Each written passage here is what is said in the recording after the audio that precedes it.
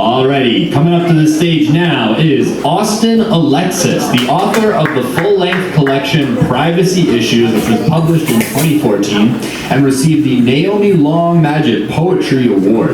In 2007 and 2010, he published 2 chapbooks with Poets Wear Prada Press. His work has appeared in Rattle, Barrow Street, Flash Boulevard, Hawaii Pacific Review, The COVID Poetry Files, Beacon Radiant, From Great Weather for Media Press, and elsewhere. He has received support from the Bread Loaf Writers Conference and the Vermont Studio Center. Everybody get ready for Austin Alexis.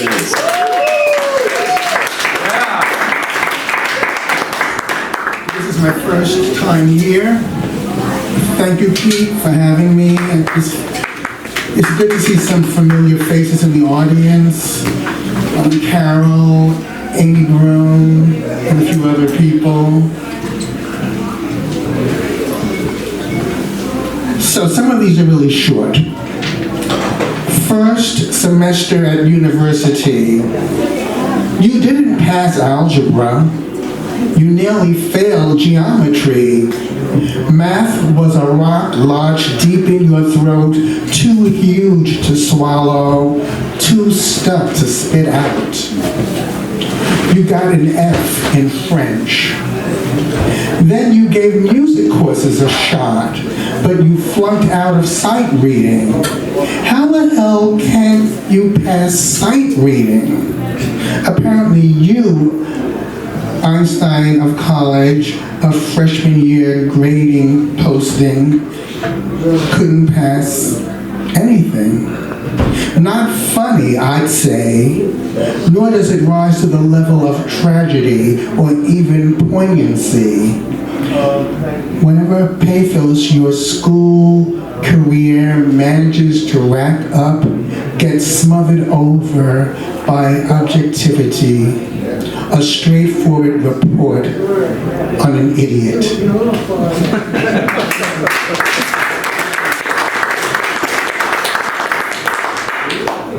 This is another poem about something that's sort of shameful. Termination. It transcended being merely pretty. It was beautiful. The day you were fired from your jail of a job. Your boss had removed your name from your work mailbox. When you spotted another name replacing yours, you acted surprised. You feigned being hurt. Creased forehead and all. But inside, you hula hooped with joy. You possessed a lust for freedom, and now you had that liberty by the arm, by the balls. You knew eviction wasn't in your future, nor starvation, nor depression. If depression loomed, but it wouldn't, and if it did, you would have deprived it of oxygen. You could always smother it, should it cloud itself over you. During the aloneness of unemployment, you might have asked solitude for guidance, for strength. You must know, you have always known, being stripped of a job you dislike brings the comfort of a new set of clothes.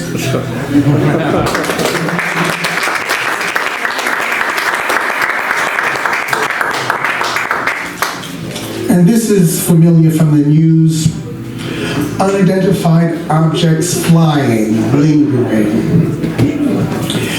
They roam slowly over whole neighborhoods, hover over military installations before their show goes kaput for the night. They give mystery a bad name since their obscurity lacks the poetic and strikes us as impotent. They are questions whose answers smell of faint mist. Responses disorienting as a skyscraper covered in fog. A flight path smoky as hell. A steep staircase missing key steps. Such slippery Q&Rs cause us to drift into a smudged world where messages can be glimpsed by our stained eyes, but not deciphered, not interpreted. Instead, we experience a mouth missing its dentures, a game we'd rather not play, a bone caught in our dark throats.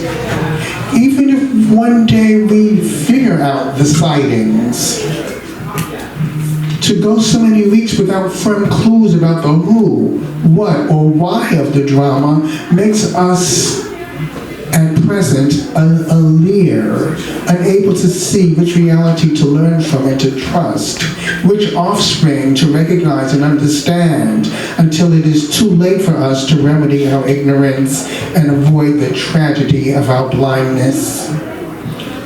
The flying occult vehicles whisper peekaboo, while visible across the nighttime stratosphere, then somehow they disappear.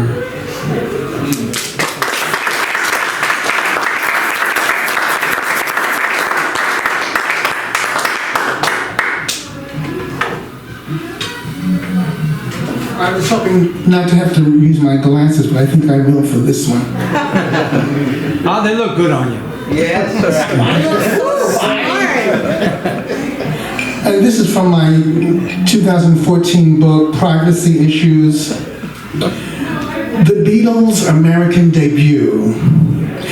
The theater ushers coach us to understand it's all right to scream to show you like someone.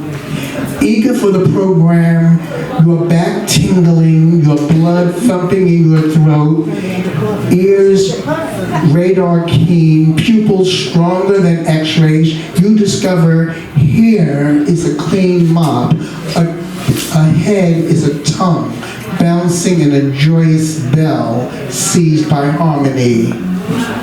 Rapture isn't St. Teresa leaning back, pierced and enthralled. Rapture isn't a philosopher wide-eyed, riveted by an insight. Rapture is a stage, thrust forward with guitars, with drums, the beat, a heart, a heart. You die to keep that pulse thrumming, intertwined with melodies echoing from a better world. Those catchy lullabies help you grow back to childhood.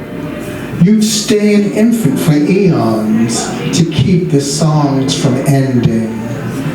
The notes massage you, are hands you want to hold.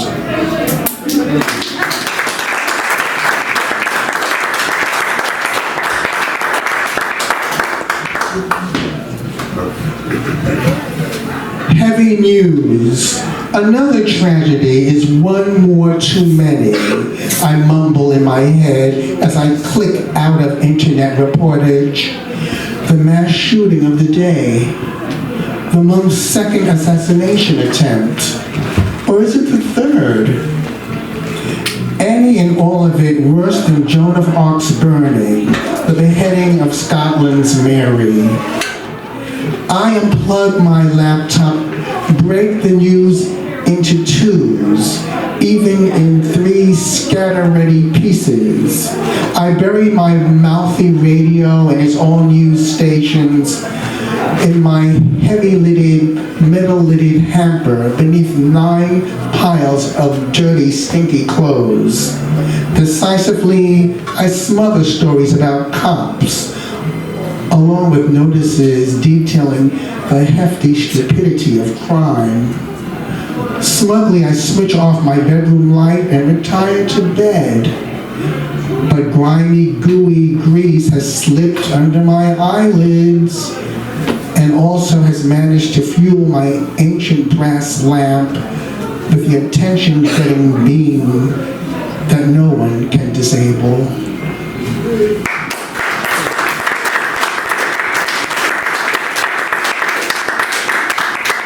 And 2 more.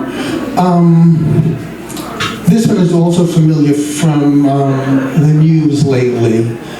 Smoke and blaze.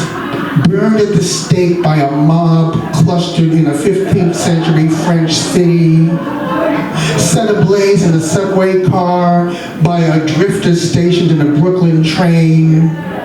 Is there any difference?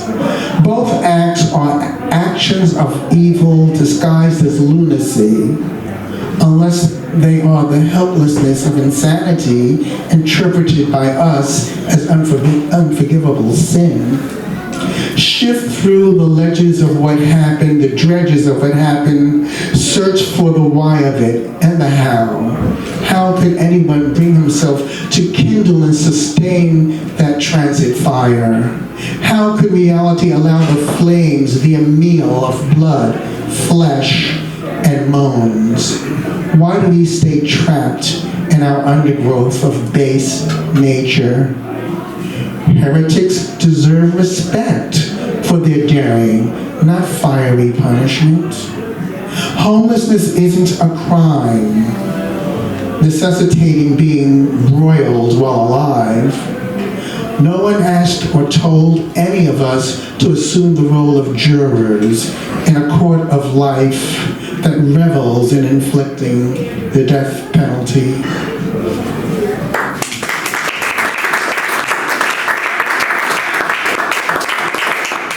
And I'll end with this one. At work. When you burglarized my apartment, you left the vulnerable place in an operatic drama state of tossed throw blankets, scattered books, and smashed knickknacks. After the job, you helped yourself to my fridge of olives and soy cheese. You were thoughtful enough to wash the saucer you had used, as well as the fork. Looking back, I applaud you for securing for yourself what I imagine you consider a well-earned tip. Thank you.